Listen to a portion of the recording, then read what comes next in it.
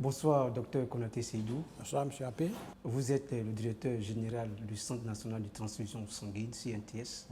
Merci d'avoir accepté de répondre à nos questions. Merci à vous aussi. Monsieur le directeur, la Côte d'Ivoire fait face à une pénurie de sang depuis de nombreuses années. On estime le déficit à plus de 100 000 poches de sang. Quelle est la stratégie que vous mettiez en place pour combler ce vide? D'accord, merci. Je voudrais, avant de répondre à votre question, vous dire merci au nom du ministre de la Santé et de l'Hygiène publique.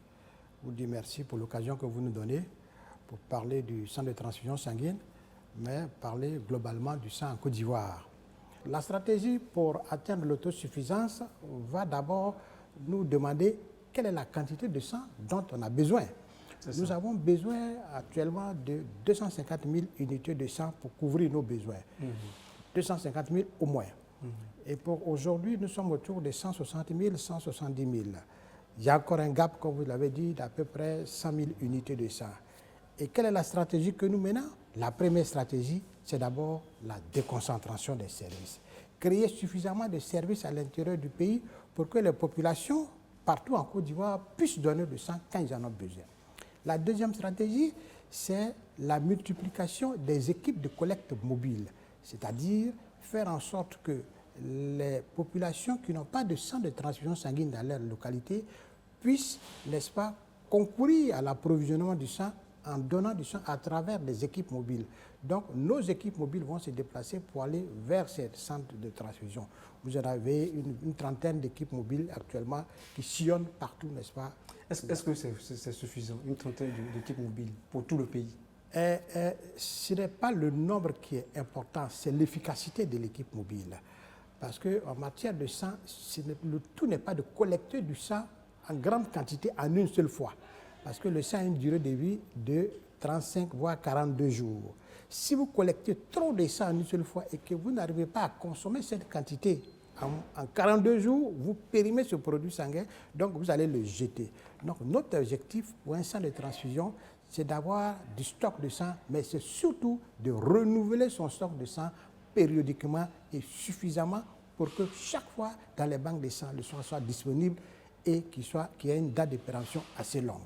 Donc aujourd'hui, en dehors de cela, en dehors de cette de déconcentration des services, de la multiplication des collectes mobiles, il y a ce qu'on appelle la communication, parce que tout ça est basé sur la communication.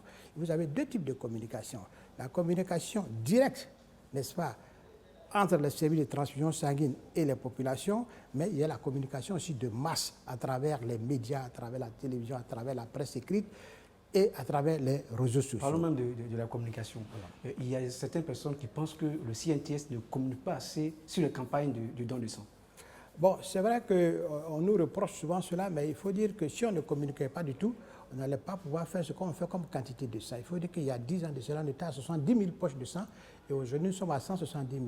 Donc la communication elle n'est pas suffisante, mais elle se fait.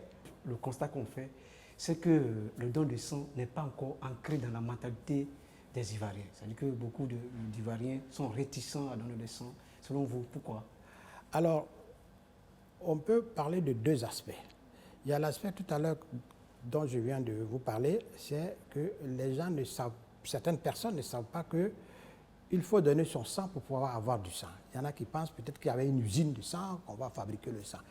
Et le deuxième aspect, il y en a qui se disent, en donnant du sang, est-ce que je ne vais pas en manquer?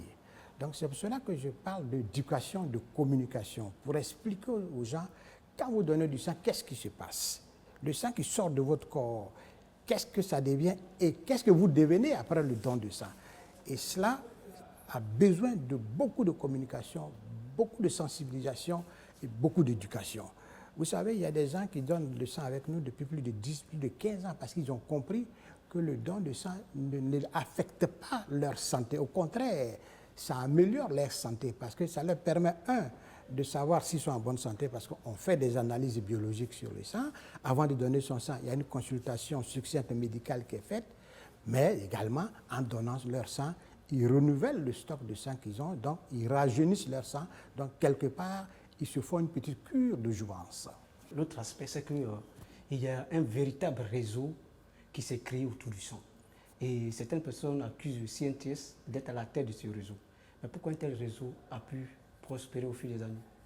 Alors, vous savez, tout ce qui est rare devient précieux et aiguise les convoitises de certaines personnes pour l'appât facile.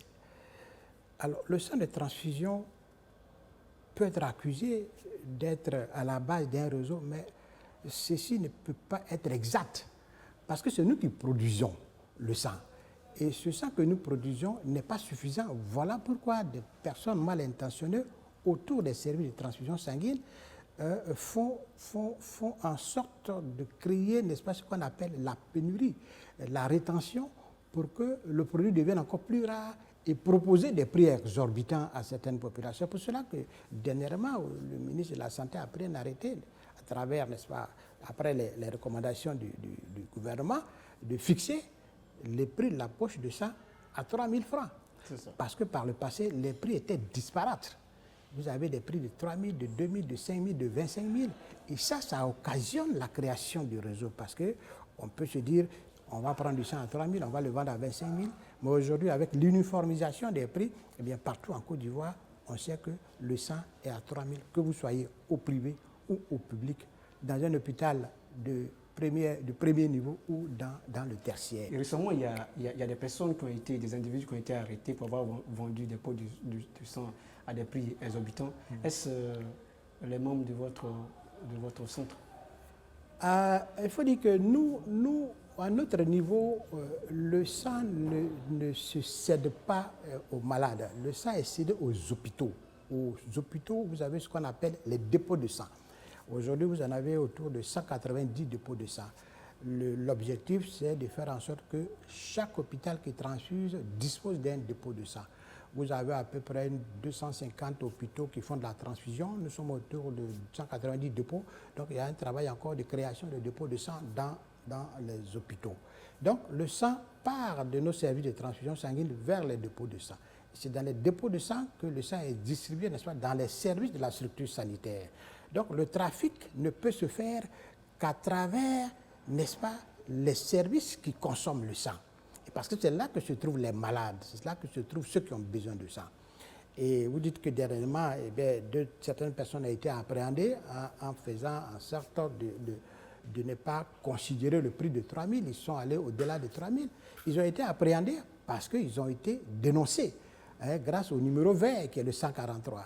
Parce que celui qui a reçu la poche de sang à plus de 3 000 francs, il n'a pas respecté. Il a payé ce qu'il fallait payer et en même temps, il a appelé le 143 et l'inspection de la ministre de la Santé s'est rendue sur les lieux. Ils ont appréhendé les personnes, n'est-ce pas, qui se sont adonnées à ce trafic-là qui est malveillant. Est-ce que vous avez les moyens pour lutter contre ce trafic? Ben oui, l'État va se donner les moyens. Donc, si on a pris l'arrêté, c'est d'abord un moyen. Et la loi existe aussi sur la transfusion sanguine qui dit quiconque, n'est-ce pas, enfreint, n'est-ce pas, aux normes établies, va subir, n'est-ce pas, la rigueur de la loi. Et c'est ce qui a été fait. Ils ont été arrêtés, ils ont été mis à la disposition des services juridiques et la loi va faire ce qu'elle a fait. Mais pour dire à la population que quand l'État prend une décision, c'est pour le bien-être des populations. Le fait de dire que le sang a 3 000 francs, mais c'est non seulement pour permettre à ceux qui n'ont pas les moyens d'accéder à ce produit, mais c'est pour dire à toute la population qu'aujourd'hui, l'État subventionne ce produit sanguin-là. Parce que la production de sang pour une unité de sang revient à peu près à 50 000 francs CFA. Donc, des 50 000 francs CFA, au lieu de faire des bénéfices dessus, l'État dit non, je subventionne cela, je fais une réduction sur le prix des revient pour remettre la poche, n'est-ce pas, à 3 000 francs. C'est-à-dire que l'État on va bien comprendre, monsieur le directeur. Voilà. C'est-à-dire que sur une poche du sang, l'État de Côte d'Ivoire dépense au minimum 50 000 francs.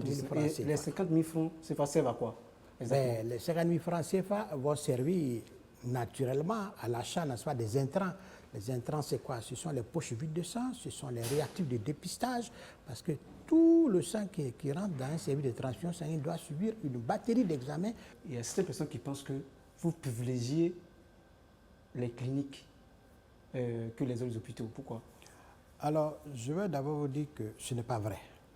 Ce n'est pas vrai parce que nous avons nos statistiques qui disent que les cliniques consomment moins de sang que toutes les formations sanitaires, c'est-à-dire nous avons 3 catégories. Nous avons les cliniques privées, nous avons les EPN, c'est-à-dire les CHU et les instituts spécialisés, et puis nous avons les hôpitaux généraux et les CHR. Les plus gros consommateurs à presque à égal, ce sont les CHU et les hôpitaux généraux, à peu près 39-40%. Les cliniques privées, toutes les cliniques privées de Côte d'Ivoire consomment que 7% de la production nationale. Donc, ça veut dire qu'en distribution de sang, on distribue moins aux cliniques. Mais pourquoi on distribue moins aux cliniques? Parce que les indications, les prescriptions là-bas sont bien contrôlées. On ne fait pas de prescriptions abusives. On ne fait pas de prescriptions de confort. On ne fait pas de prescriptions de complaisance. Parce que toutes les anémies ne sont pas des anémies qui ont besoin de transfusion. Voyez-vous?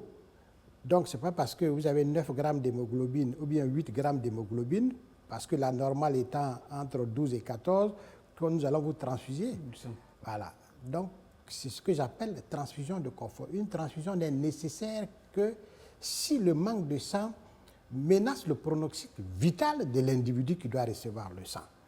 Alors que souvent, chez nous, dans le public, on demande beaucoup, espérant avoir peu. Mais qu'est-ce qui explique cela? Il y a un peu de formation à faire. Il y a de la formation à faire au sein de nos structures de santé, mais il y a aussi de la sensibilisation à faire au nom de nos structures de santé. Moi, je peux vous rassurer qu'en matière de production de sang, les plus gros consommateurs, ce sont nos hôpitaux généraux, 40%, nos CHU, à peu près 30%, 39%, et puis les cliniques privées, 7%. Autre préoccupation des demandeurs, monsieur le directeur, c'est plutôt la qualité du sang. Est-ce qu'aujourd'hui, vous pouvez nous rassurer que le sang qui sort de vos laboratoires sont des sangs de qualité? S'il y a un point sur lequel on peut rassurer la population ivoirienne, c'est sur la qualité du sang en Côte d'Ivoire. On a été, n'est-ce pas, félicité par l'Organisation mondiale de la santé, qui est l'OMS, par la qualité du travail sur les produits sanguins en Côte d'Ivoire. Les critères de sécurisation du sang passent par le choix des donneurs de sang. Voilà pourquoi nous, chez nous, on a préféré des donneurs de sang qui se sentent d'abord en bonne santé et qui viennent de manière volontaire et bénévole surtout, sans aucune pensée d'être rémunérés par derrière. Donc ils viennent, quand ils sont chez nous, il y a une sélection médicale qui est faite pour s'assurer que, un, le donneur de sang ne peut pas transmettre de maladie, mais deux, que le donneur de sang, donnant du sang, ne peut pas lui-même tomber malade. Donc le don de sang ne doit pas nuire ni au donneur de sang, ni au receveur de sang. Donc c'est la première barrière de sécurisation des produits sanguins. Après cela, il y a la quantité de sang qu'on prend par rapport au liquide de conservation. Ça aussi, c'est normalisé. Il y a des normes, il y a des garde-fous. Après cela, il y a le laboratoire où il y a une batterie d'examens qui est faite systématiquement sur chaque don. Et à chaque fois que le donneur vient nous voir, si c'est tous les 2 mois, bien tous les 3 mois, ces batteries d'examens sont pratiquées pour s'assurer que le donneur est toujours de bonne qualité, que le sang peut être transfusé. Après cela, il y a la conservation. La conservation fait partie de la sécurisation du produit sanguin. Voilà pourquoi on a interdit aux parents d'interférer dans le circuit de distribution des produits sanguins parce qu'ils ne savent pas comment conserver le sang. Monsieur le directeur, on tend vers la fin de cette interview. Est-ce qu'aujourd'hui, vous avez le budget requis pour faire face à vos besoins? Alors, il faut dire qu'en matière de production du sang, le budget augmente ou diminue en fonction des objectifs qu'on se fixe. Si vous fixez une quantité importante de production, eh bien, le budget va augmenter. C'est ce que l'État du Côte d'Ivoire vient de faire. Le budget qui a été décidé dernièrement, c'est un budget de 5 milliards, n'est-ce pas? 5 milliards répartis comme suit. 2,5 milliards pour les investissements et 2,5 milliards, n'est-ce pas, pour le budget d'exploitation, pour l'achat des intrants, pour l'achat des poches, pour la collation des donneurs de sang, pour la prime des donneurs de sang.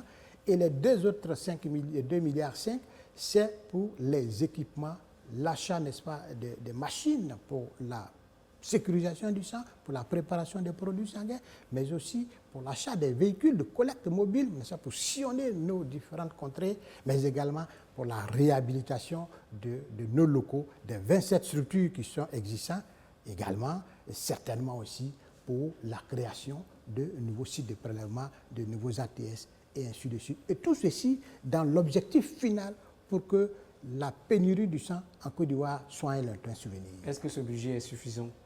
C'est ce que je viens de dire tout de suite. En 2025, par exemple, ce budget ne sera pas suffisant parce que la population aura augmenté, parce que les plateaux techniques se seront développés et la consommation du sang aura augmenté. Le budget devra suivre. Merci beaucoup, monsieur le directeur. Merci à vous. À travers vous, remercier tous les donneurs de sang et inciter la population de Côte d'Ivoire à venir grossir le rang de nos donneurs de sang. Parce que c'est ensemble que nous allons réussir cette bataille, c'est-à-dire l'autosuffisance en produits sanguins en Côte d'Ivoire. Merci, docteur Konaté Seydou. Merci beaucoup. Je rappelle que vous êtes le directeur général du Centre national de transfusion sanguine, CNTS. C'est ça. Merci d'avoir répondu à nos questions. Merci à vous.